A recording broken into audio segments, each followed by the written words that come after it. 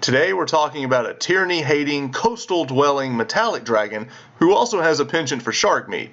Today we're talking about another one of my favorites, which is the bronze dragon, here on Rolling with Advantage.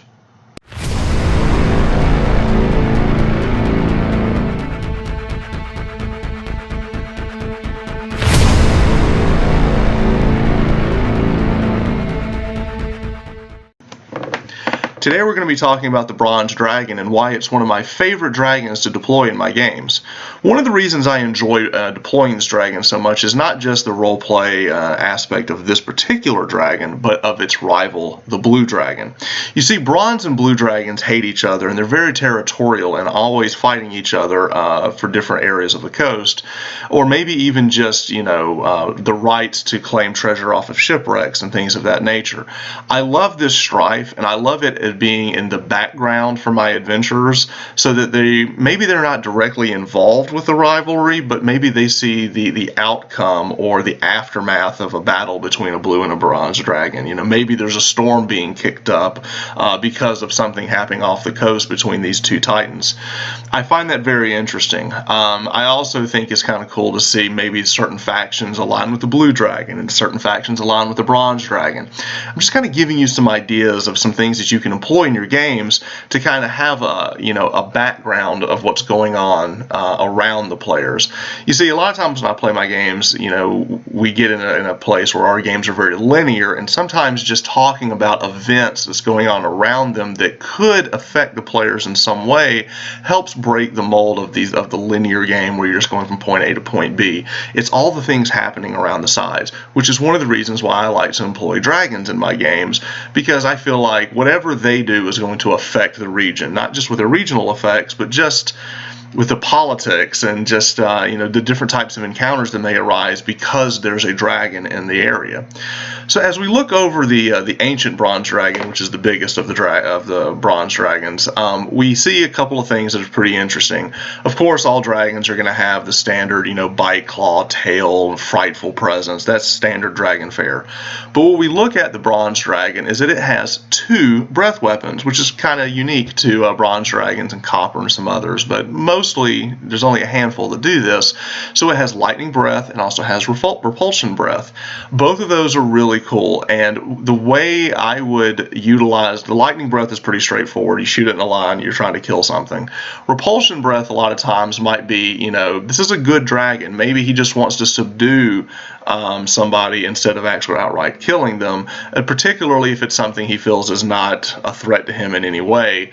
And the way that I flavor repulsion breath is it's still electrical in nature, but it's more of a stunning feature as opposed to the rain of death that we see from the lightning version.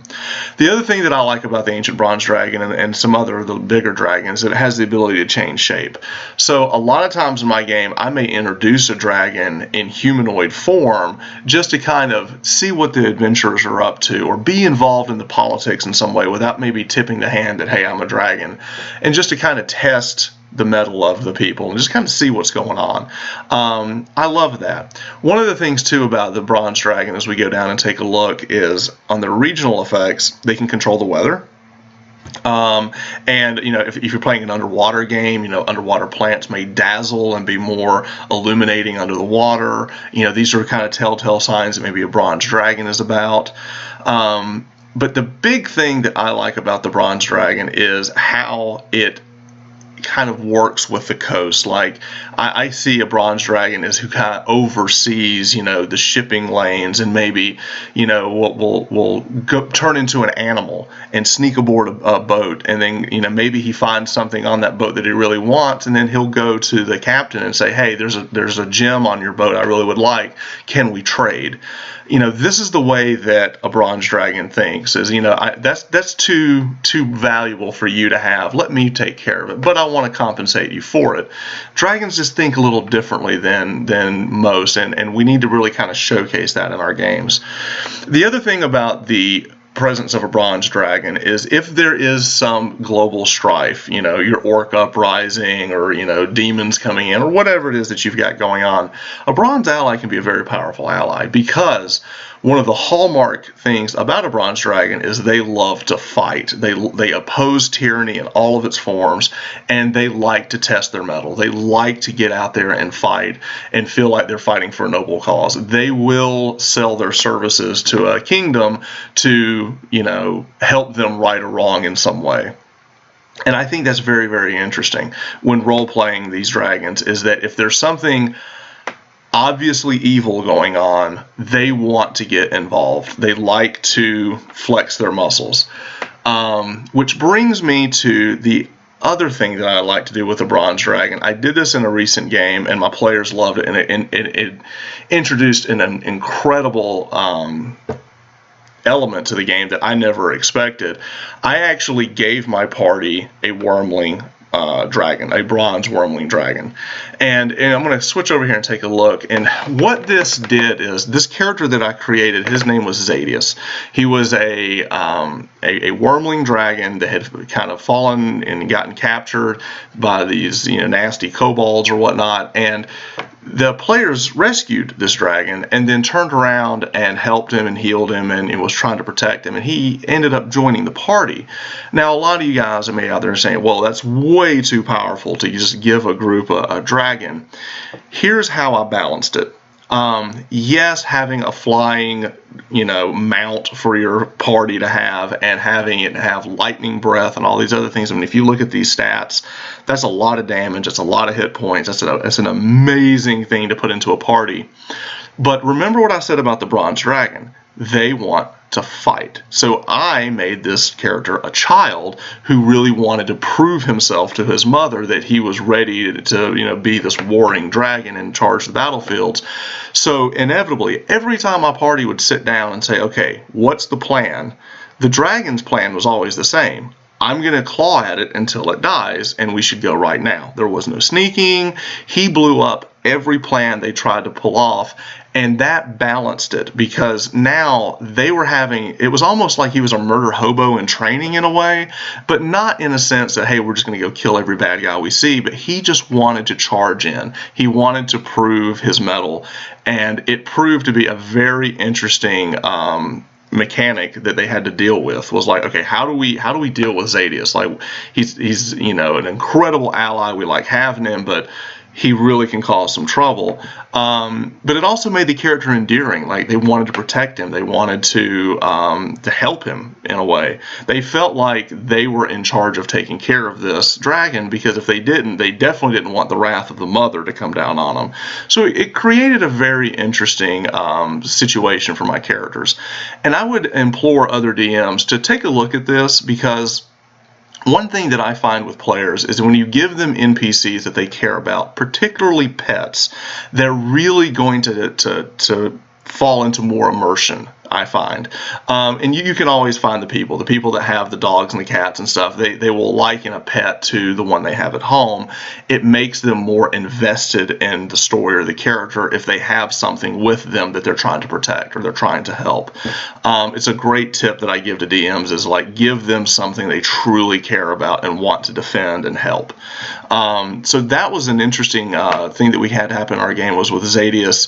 Now, one thing that I would tell all DMs is that the monster manual, in my opinion, is a starting point. It is not written in stone that this is exactly how every single wormling that you come across is going to be. Maybe you want to introduce this at low levels and he's a whelp.